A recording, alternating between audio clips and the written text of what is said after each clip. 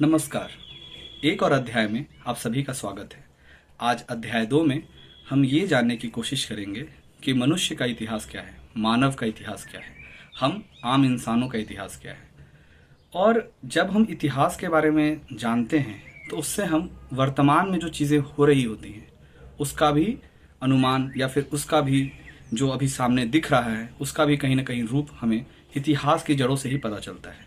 और वर्तमान जब हम देख रहे होते हैं तो भविष्य में जो फूल खिलेंगे उसके बारे में पता चलता है। आज की किताब है सैपियंस। सैपियंस युval नोआ हरारी ने लिखी है। युval नोआ हरारी के बारे में जैसे कि आप जानते हैं कि वो एक इजरायली इतिहासकार हैं, फिलोसोफर हैं, और उन्होंने इस बुक में काफ़ी रिसर्च करके ये साबित करने की कोशिश की है कि जो वर्तमान में जितनी भी चीज़ें हम देख रहे हैं उसका कहीं ना कहीं जड़ इतिहास से जुड़ा है। जैसे कि धर्म, जैसे कि समाज में जो हो रही हैं क्रांतियाँ, जैसे कि उन्होंने कृषि क्रांति के बारे में कहा कि कृषि से रिलेटेड जो क्रांति हुई उसके वजह से मानव एक जगह पे जाके सेटल हुए।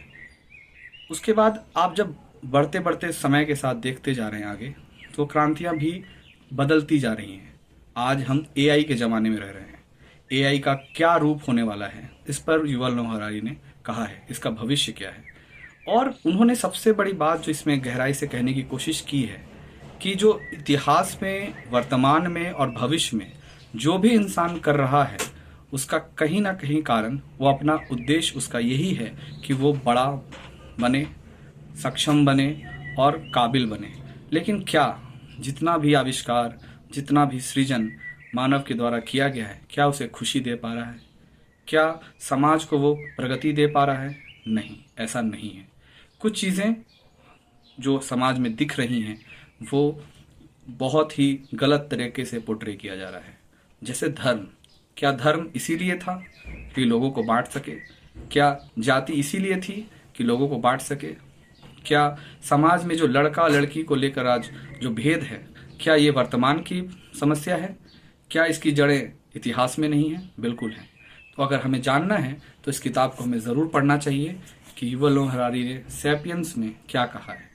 हम बहुत सारी चीज़ें जब देख रहे होते हैं, बचपन से किताबें पढ़ रहे होती हैं इतिहास के, तो हम हिंदू सभ्यता, अ, सिंधु घाटी सभ्यता के बारे में पढ़ रहे होते हैं।